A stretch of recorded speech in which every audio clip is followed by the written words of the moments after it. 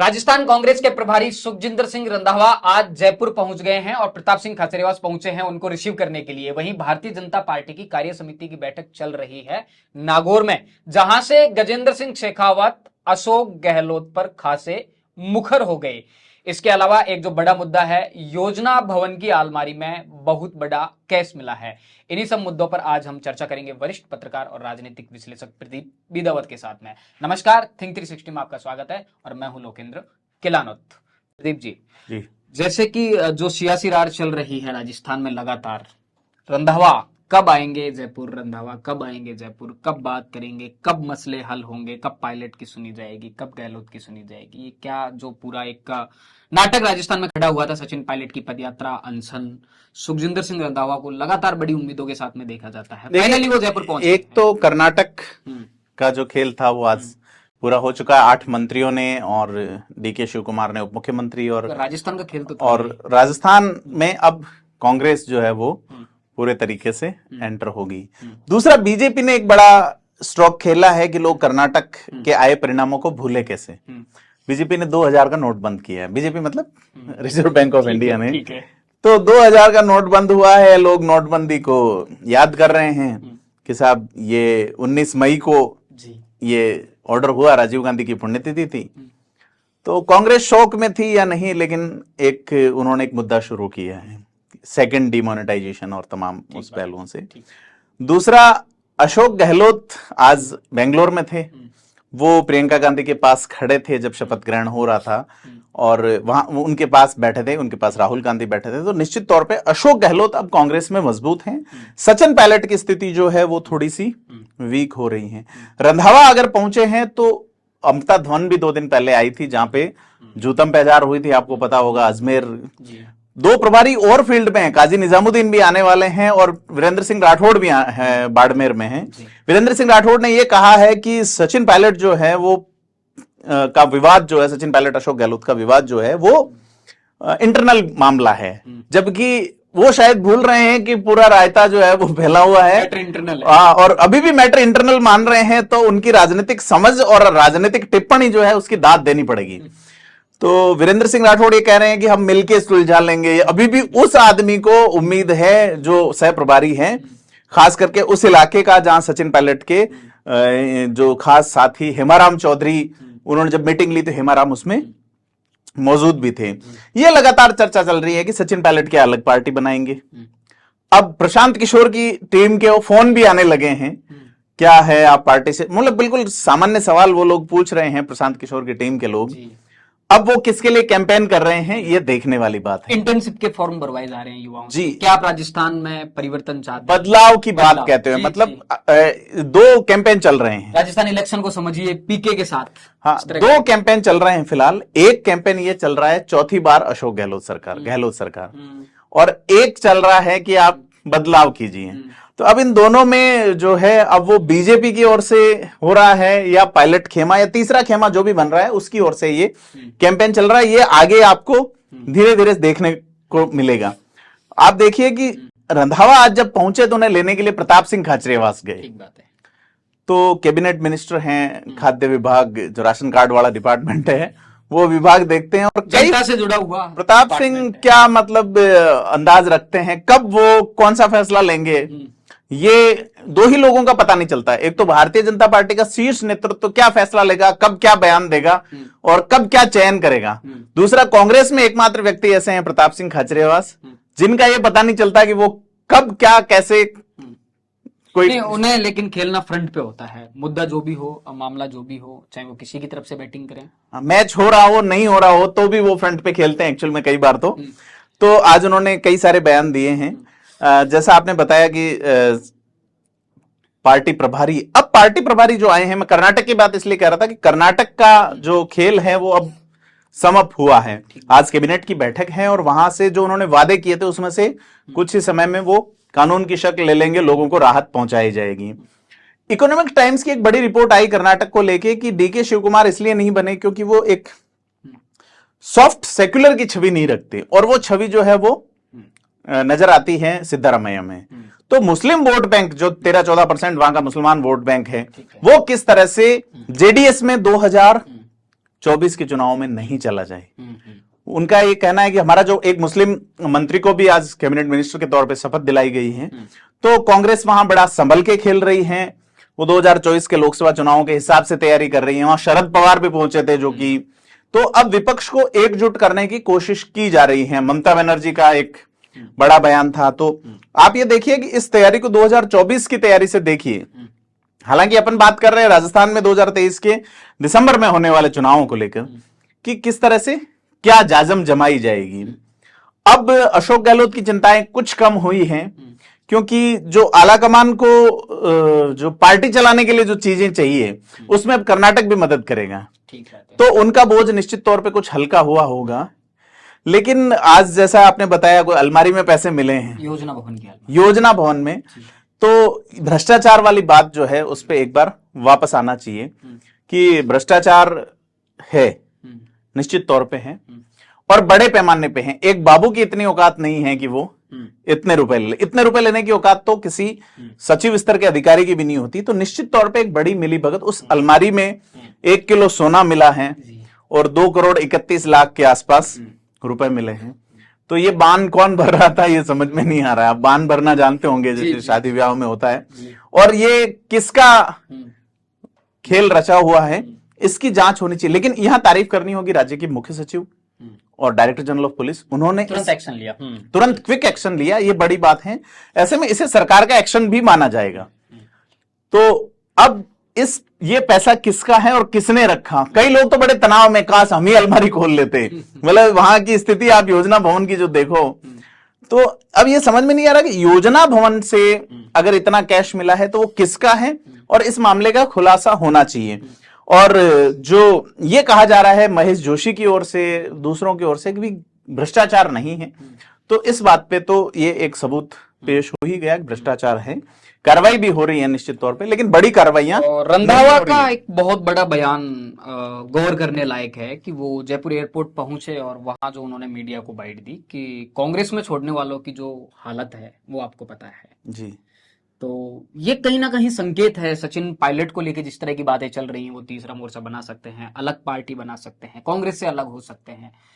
क्या लगता है कि रंधावा अपना स्टैंड अब धीरे धीरे क्लियर कर रहे हैं कि उनकी तरफ से जो एक सुलह की कोशिशें हैं उस पर वो बहुत ज्यादा काम नहीं करेंगे अगर सचिन पायलट जाना चाहते हैं? देखो, सचिन ये भी कहा है कि कांग्रेस किसी को नहीं छोड़ती जी, कांग्रेस किसी को नहीं छोड़ती। जो कांग्रेस को छोड़ना चाहता है वो भले ही निकल सकता है। देखिए, कांग्रेस किसी को नहीं छोड़ती, यानी कांग्रेस ऐसी स्तर पे ले जाती है कि व्यक्ति खुद ही छोड़ देता है। चाहे वो तारिक अनवर ने छोड़ी हो, चाहे पीए संगमा ने छोड़ी हो, चाहे ममता बनर्जी ने छोड़ी हो, चाहे वो जगन रेड्डी ने छोड़ी हो, चाहे वो शरद पवार ने छोड़ी हो, और चाहे वो ज्योतिरादित्य सिंधिया ने, चाहे जितिन प्रसाद ने, चाहे वो हेमंत बिस्वा शर्मा ने। ये बहुत बड़ी लाइन है। तो ऐसा नहीं है कि वो जहर देते तो सरेआम हो जाते, उन्होंने दवा टाइम से ना दी। हाँ, बस यही है कि वो निकालते नहीं है, उनका कहने का मतलब ये है। लेकिन कांग्रेस ने तो अमरिंदर सिंह को भी नहीं छोड़ा था जो रंधावा के साथी थे। लेकिन क्या हुआ? तो ये इतिहास रंधावा को बोलने से पहले देखना चाहिए कि आप उस स्तर तक ले जाते हैं, आप उस स्तर तक उसे इंतजार करवाते हैं और उसे जैसे ही कोई मौका मिलता है वो चला जाता है। आप ये देखिए कि ज्योतिरादित्य सिंधिया मंत्रिपरिषद का हिस्सा बने कांग्रेस छोड़ के, जितिन प्रसाद को बड़ा मौका मिला, हेमंत बिस्वा शर्मा असम के मुख्यमंत्री हैं। तो छोड़ के जहां आप जा रहे हो वहां अगर आप परिणाम देने की हैसियत में हो किसी पार्टी में, तो आपको जरूरत ही नहीं है किसी, चाहे कांग्रेस हो चाहे किसी और पार्टी की, और आपको पद मिलेगा ही।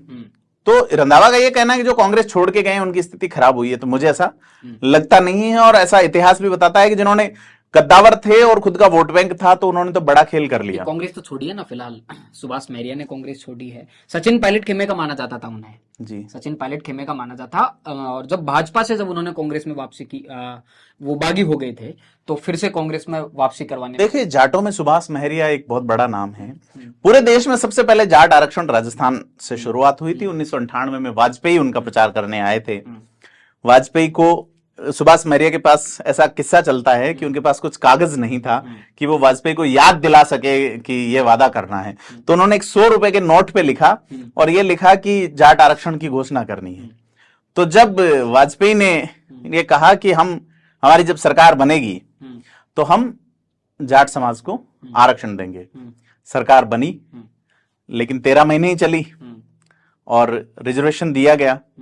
99 में जब चुनाव हुए तो उसका रिजल्ट आप देखिए कि टोटल 7 जाट समाज से लोग पहुंचे थे संसद में, उसमें 4 कांग्रेस से थे। कई सारा एक लंबा विश्लेषण है, उस पर कभी अपन डिस्कस करेंगे डिटेल में, लेकिन सुभाष महरिया का एक बड़ा रोल रहा है। और आरक्षण दिए जाने का बीजेपी ने जो रिजर्वेशन की शुरुआत की राजस्थान में, बाद में अन्य राज्यों में भी जाटों को ओबीसी में आरक्षण मिला, तो एकमुश्त वोट तो बीजेपी की तरफ भी नहीं पड़े। और बाकी जो सीटों पे 3 जीती, उसमें विश्वेंद्र सिंह बने थे भाजपा से सांसद, लेकिन विश्वेंद्र सिंह उस इलाके से थे जहां आरक्षण का प्रभाव नहीं था। उसमें राम सिंह कसवा बने थे चूरू से, नरेंद्र बुडानिया और राम सिंह कसवा, नरेंद्र बुडानिया कांग्रेस से हारे थे। तो ये सारा एक अलग तरीके का रहता है पॉलिटिकल एनालिसिस जो है, उसमें ये देखा जाना चाहिए। लेकिन सुभाष महरिया की उस आरक्षण वाली घोषणा में एक बड़ी भूमिका है। फिर बाद में जाती वाजपेयी सरकार में वो कैबिनेट में रहे थे, मिनिस्टर राज्य मंत्री का दर्जा था उनको। अब जब उनको टिकट काटा गया तब वो सचिन पायलट के माध्यम से कांग्रेस में आए थे। तो सचिन पायलट खेमे के जो लोग अब लगता है कि तीसरे मोर्चे में नहीं जाके कहीं सेट हुआ जाए, तो वो कोशिशें और भी होंगी। कई लोग ऐसे और भी हैं जो भाजपा ज्वाइन करेंगे, कई लोग सचिन पायलट खेमे के, कई लोग तो अशोक गहलोत खेमे में जा चुके, कई लोग जो हैं जैसे जाने वाला में रोहित बोरा है, और भी कई लोग हैं, तो वो कभी पायलट के साथ थे, आज अशोक गहलोत के खेमे में हैं। कई लोग कभी गए कभी आए, मलिंगा कभी उनके पक्ष में बयान देते हैं, कभी इधर आए। राजेंद्र गुडा पहले खुले तौर पे अशोक गहलोत के साथ थे, उन्होंने आना जाना नहीं किया। मलिंगा कभी नाराज हुए, कभी वापस आए। तो प्रताप सिंह खाचरेवास कई बार नाराज होते हैं, कभी साथ होते हैं। तो ये आपको लग रहा है कि वापस से प्रताप सिंह खाचरियावास गहलोत खेमे में पहुंच गए हैं आज रंधावा को जिस तरह से, चूंकि मुख्यमंत्री राजस्थान में नहीं है, कर्नाटक गए हुए हैं, और मुख्यमंत्री नहीं है, प्रदेश अध्यक्ष नहीं है, कई सारी वो तो हो सकता है कि आलाकमान की ओर से कहा गया हो उनको, पर रंधावा कोई पहली बार आए नहीं है, अलग अलग लोग जाते रहे हैं। ऐसे में मैं इसे कोई अप्रत्याशित चीज नहीं मानता। वो उनका आना एक रूटीन है प्रदेश में, पहली बार आते हैं फिर आप जाते, तो फिर उसको थोड़ा डीपली देखा जाना चाहिए था। बीजेपी का जो चल रहा है, रंधावा जी की तारीफ भी करते हैं प्रताप सिंह खाचरियावास की, वो सरदार हैं, पंजाब के सरदार हैं। जैसे वो राजेंद्र राठौड़ के लिए कहते हैं कि राठौड़ों में दम होता है, कि वो सरदारों में दम होता है, ऐसे बयान प्रताप सिंह खाचरियावास। प्रताप सिंह खाचरियावास बयान वीर हैं निश्चित तौर पे। तो आपको मैं बता दूं लोकेंद्र जी, आपने नागौर की बात की, नागौर में जो चल रहा है, कर्नाटक में एक बड़ा नावरा चला था पेटीएम को पे सीएम करते हुए। गजेंद्र सिंह शेखावत एक नया मुद्दा लाए हैं, उन्होंने गूगल पे को, पहले आपने ध्यान होगा एक ऐप चलता है गूगल का जो पेमेंट गेटवे है गूगल पे, उसको जी पे कर दिया। तो गजेंद्र सिंह शेखावत ने कहा कि ये गूगल पे जी पे का मतलब है गहलोत पे। तो उन्होंने बड़ा एक आरोप लगाया है अशोक गहलोत पे, और गजेंद्र सिंह शेखावत और इनकी रार जो है वो लगातार अब एक दिशा में बढ़ रही है। लेकिन आपस में जब मिलते हैं तो बड़ा मुस्कुरा के मिलते हैं। तो गजेंद्र सिंह शेखावत की गिरफ्तारी को लेकर अशोक गहलोत बयान जरूर दे रहे हैं, कितने गंभीर है, एसीबी क्या करेगी ये देखने वाली बात है। गजेंद्र सिंह शेखावत क्या राजनीतिक कोशिशें करेंगे यह भी देखने वाली बात है। अब 11 दिन बचे हैं सचिन पायलट की उस अल्टीमेटम को देखने वाली बात यह होगी कि वो जनता को लेके मांगे हैं, और सचिन पायलट अगर उसमें खड़े रहते हैं और उसको लेके अगर वो अपने रुख पे कायम रहते हैं, तो एक बड़ा राजनीतिक भविष्य उनका इंतजार कर रहा है कि जनता के मुद्दों के लिए नैतिक रूप से खड़े होने वाला एक व्यक्ति है, जिसको जनता अगर अलहदा चुनती है तो निश्चित तौर पर राजस्थान की राजनीति बदलेगी। और जैसी कोशिशें, चाहे वो रंधावा की जिसको कह सकते हैं आप धमकी हो कि कांग्रेस छोड़ के गए, उन्होंने ये भी कहा कि बातचीत के रास्ते खुले। हाँ, बातचीत के रास्तों पे अगर वो जाते हैं तो फिर सचिन पायलट अपना एक जो ऑरा बना है, जो ऐसे लोगों में जो कि बातचीत के रास्ते, आपको नहीं लगता कि सचिन पायलट की तरफ से भी कहीं ना कहीं बंद किए गए हैं? फीडबैक देने के लिए वो नहीं पहुंचते हैं। बिरला ऑडिटोरियम में बतौर उनकी एक नेम प्लेट लगाई जाती है, उनकी कुर्सी वहां रिजर्व होती है, सचिन पायलट वहां नहीं पहुंचते हैं। आखिरकार में रंधावा राजस्थान के प्रभारी है, एक प्रभारी का एक प्रदेश के नेता से लगातार संवाद होना चाहिए। सचिन पायलट उसे क्लियर कर चुके हैं कि वो लगातार पत्र लिखते रहे हैं, कोशिश उन्होंने की है। आप अगर वहां बुला के, भीड़ के बीच में बुला के अगर हाथ उठवा लो, कुछ करवा लो, तो फिर आप वो एक पॉलिटिकल चीजें हैं जिसमें आपको फंसाया जाता है। और फीडबैक वाला तो मैं आपको पहले भी बता चुका कि फीडबैक एक तरह का मैनेजमेंट था, ठीक है। जिसमें जब तक धौलपुर के विधायक नहीं आए थे तब तक तो सारे ही विधायकों को डराया गया। वहां प्रदेश अध्यक्ष भी बैठे थे, मुख्यमंत्री भी बैठे थे, प्रभारी भी बैठे थे और बोले आपकी रिपोर्ट खराब है, आपका टिकट कट रहा है। तो वो उस फीडबैक का कोई वैल्यू नहीं है। और ये शायद सचिन पायलट खेमे को पता थी, इसलिए पायलट खेमे के लोग उसमें नहीं गए। पायलट खेमे के लोग पहुंचे थे, सचिन पायलट नहीं जी पहुंचे थे, वे कुछ लोग नहीं गए थे। और वो बीच फिर बाद में एक अलग तरह का रूप ले गया। लेकिन रंधावा और सचिन पायलट के बीच में कोई ज्यादा अब चीजें ठीक रही नहीं है। रंधावा को चूंकि आलाकमान की ओर से कहा गया है कि इसको आगे बढ़ाया जाए। कांग्रेस इसी तरह से आगे बढ़ाती रही है चीजों को। पुराना अगर इतिहास देखें तो उनका यह है कि किसी मसले पर क्या किया जाना है, कोई निर्णय लेना है, तो यही निर्णय होता है कि अभी कोई निर्णय नहीं लेना है, इसको आप टालो, हल ना होना ही हल। हाँ, तो वो हल नहीं होना ही एक आंसर है अच्छा सा। तो इस पे कांग्रेस लगातार चलती रही है।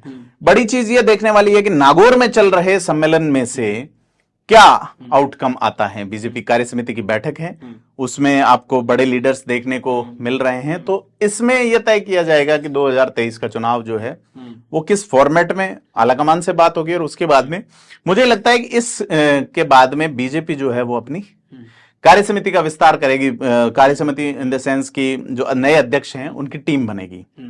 हो सकता है कुछ जिलाध्यक्ष बदल जाए, हो सकता है प्रदेश कार्यकारिणी में बड़ा बदलाव हो।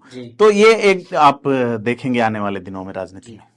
बहुत सारे मुद्दों पर वरिष्ठ पत्रकार और राजनीतिक विश्लेषक प्रदीप बिदौत के साथ में हमने चर्चा की। कल जैसे ही राजस्थान की सियासत का मौसम बदलेगा आपके साथ चर्चा में फिर जुड़ेंगे। राजस्थान से जुड़े तमाम मुद्दों को जानने और समझने के लिए जुड़े रहिए थिंक 360 के साथ। धन्यवाद।